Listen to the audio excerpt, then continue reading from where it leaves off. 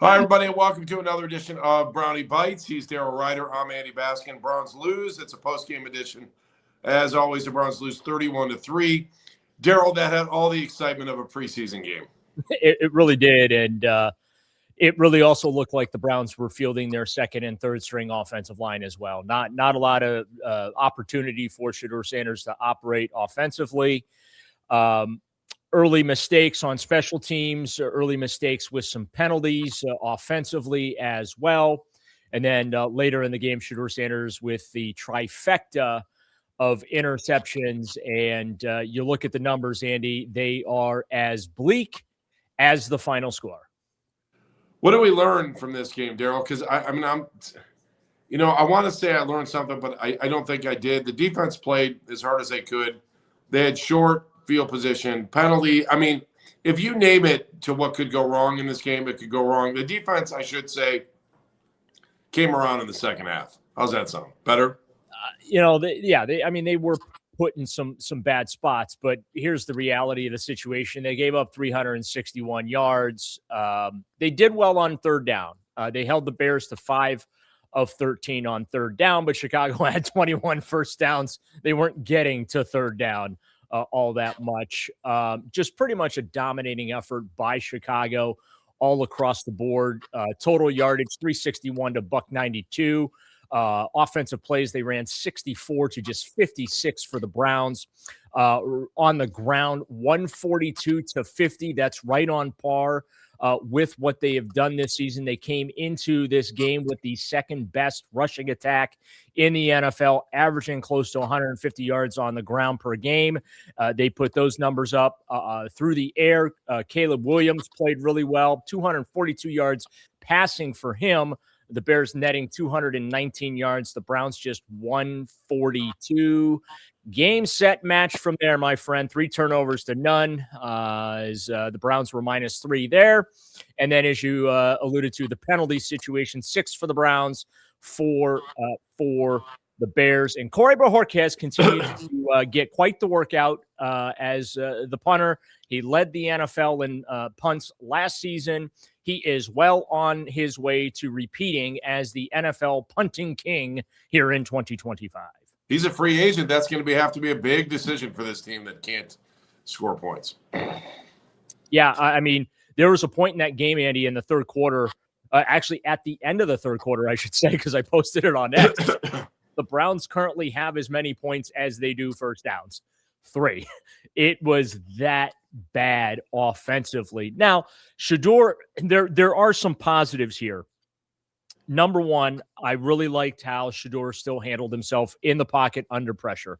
It really looked like Chicago switched up their defensive scheme and applied much more pressure in this game than they typically apply, okay?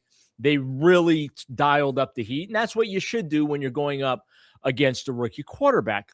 All that being said, I like the fact that Shedeur did not retreat from the line of scrimmage. He was stepping up in the pocket. He had a couple of nice runs, tuck and runs. There were also a couple situations where got to throw it away, got to try and make a play, and he wasn't able to do that. He also didn't get some help.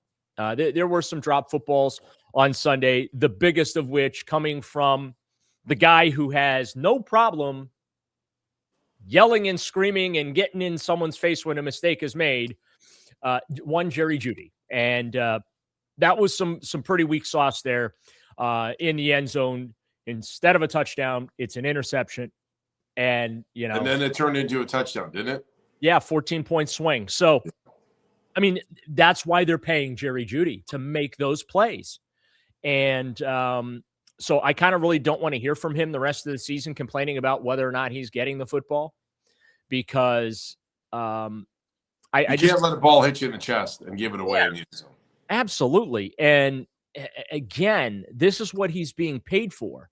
And he continues to show why I have been saying, and look, I have defended Jerry in many respects this season, especially coming off the year that he had last year. But we're starting to get the Denver Broncos Jerry Jeudy. We're starting to get the guy that the Broncos could not get out of their building fast enough. And that contract extension that Andrew Berry handed him is that is another significant mistake that Barry made. Because I'll be honest with you, I would not bring Jerry Jeudy back next season. He's not a winning football player. And I would argue he potentially is an energy vampire. And that's not what this team needs, especially when you look at the youth on the offensive side of the ball, all these young skill players they have. You can't have energy vampires in your locker room. Jerry Jeudy's an energy vampire, and that's a problem. And you don't get the bark at the rookie quarterbacks when you're not going out and doing your job at a high level on a consistent basis. That's the standard. You know, if Jerry Jeudy was playing at the same level that he was playing at last year for this team, I'll give him a little leeway to take the leadership mantle and be allowed to get in to the rookies' faces. But when you yourself are not contributing, sit down, shut your mouth, and, you know, take your medicine. I hate to say the biggest story of the game might have been off the field. And you've said this before. I think a lot of people have been thinking about it. Mary Kay Cabot said on our pregame show today that she thought that, and after everything she said going up to this point, that the Browns are seriously leaning towards letting Shedeur start again next year, taking those 2 draft picks, and moving in a different direction rather than grabbing a quarterback early on. Although they're doing an excellent job of trying to fight for the number 1 overall pick. So I wonder how that's going to play out. Well, the dream scenario for me, and I think I've said this with you and Jeff on the midday show, Andy, is that you give Shedeur 2026 to see if this kid really can do it. Now, today against the Bears went awful, complete train wreck. The numbers are just, gross, 18 to 35, a $177. The bulk of that $177 kind of came in the fourth quarter there. It felt like the quarterback rating 30.3 when you factor in the 3 interceptions that he threw. You've got the Buffalo Bills who came back to beat the New England Patriots this afternoon. You've got them next week at home. You've got the Pittsburgh Steelers the following week at home.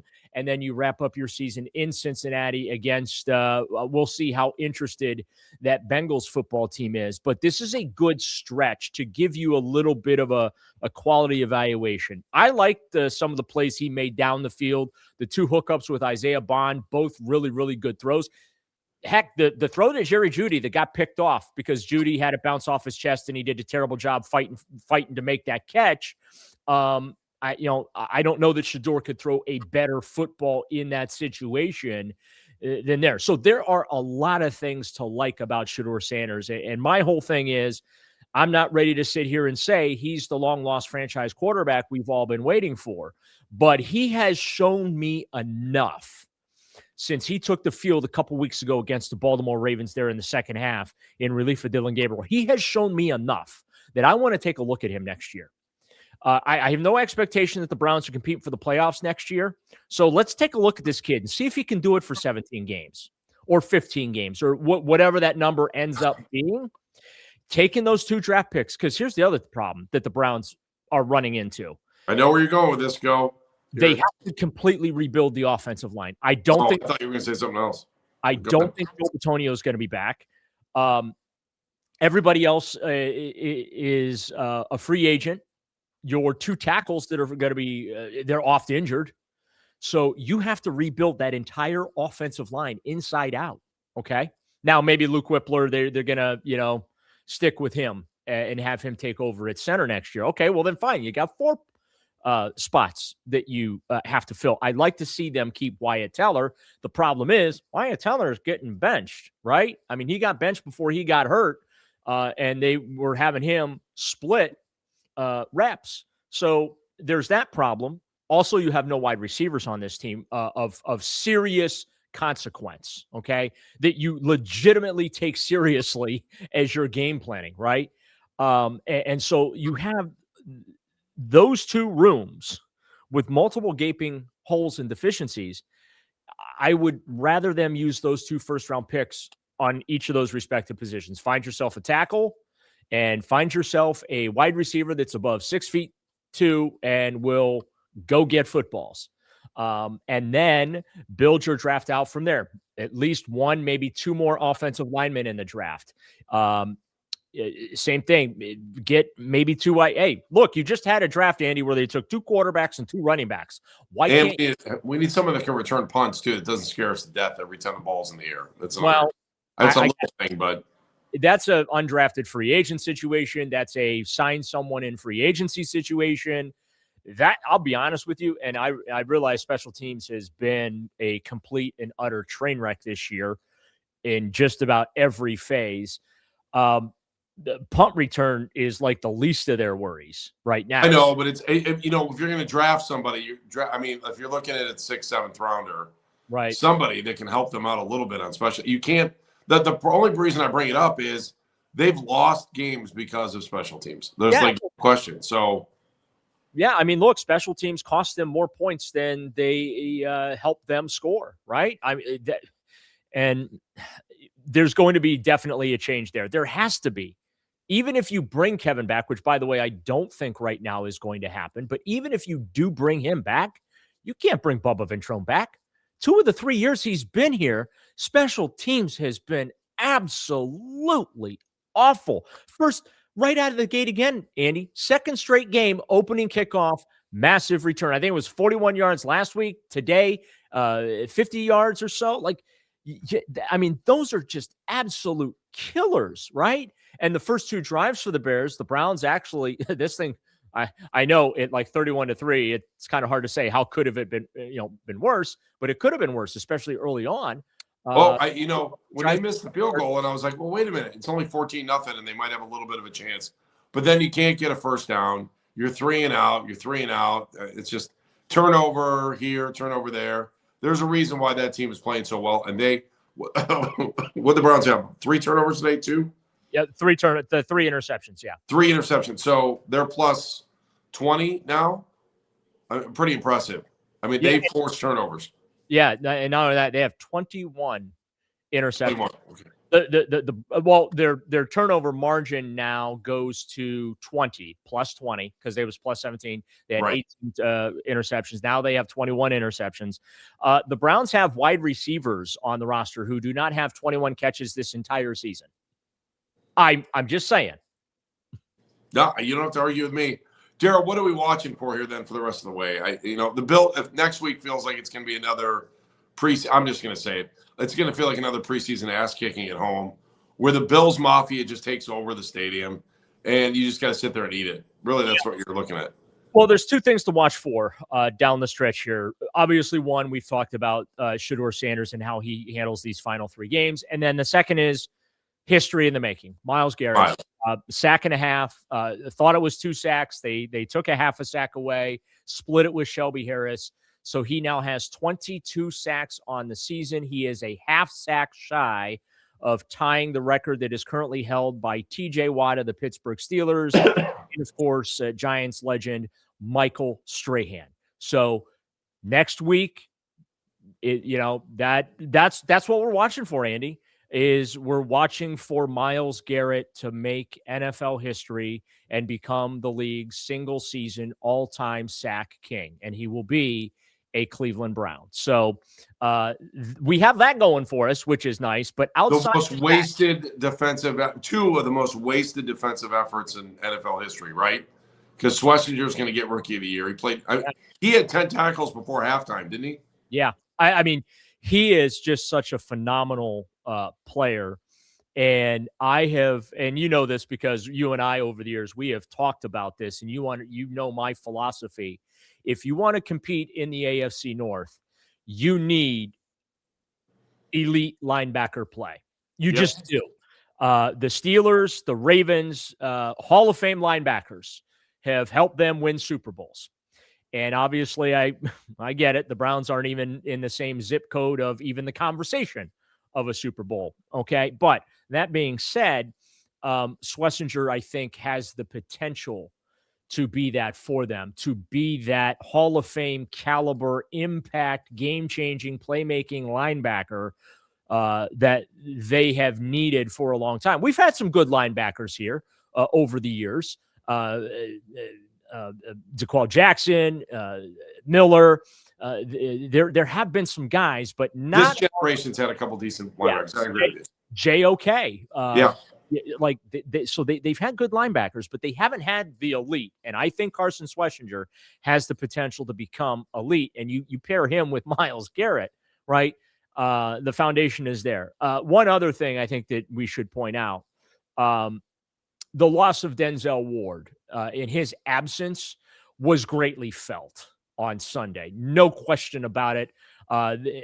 It was pretty easy for Caleb Williams. Like, let's be honest about it. It looked pretty easy for him out there. Final number 17-28 for 242, the 2 touchdowns, quarterback rating of 112.5.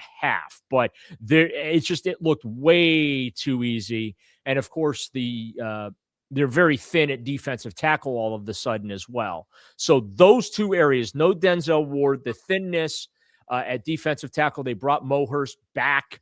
He was elevated for this thing. But, yeah, it really, really showed against that Chicago Bear offense that they were a little shorthanded. All right, Daryl, that'll do it for Brownie Bites. Anything you need to get off your chest before we leave? You know what? I think we've covered it. You know what? Not that I'm keeping track, Andy, but only 3 more of these to go. Oh, I thought you were going to give me the date to the NFL draft. Oh, well, fun story. The league did send out the calendar for the 2026 offseason. I have perused it, and my excitement level right now on a scale of 1 to 10 is in the negative digits. It's right there with the temperature outside. Fair enough, my friend. Stay warm, stay healthy. That's Brownie Bites. Thanks for watching us on YouTube. We always appreciate you. We're back again next week. Browns lose to the Bears in Chicago, 31-3. And, oh, by the way, in case you're keeping track, this is season 16 of at least 11 losses since 1999.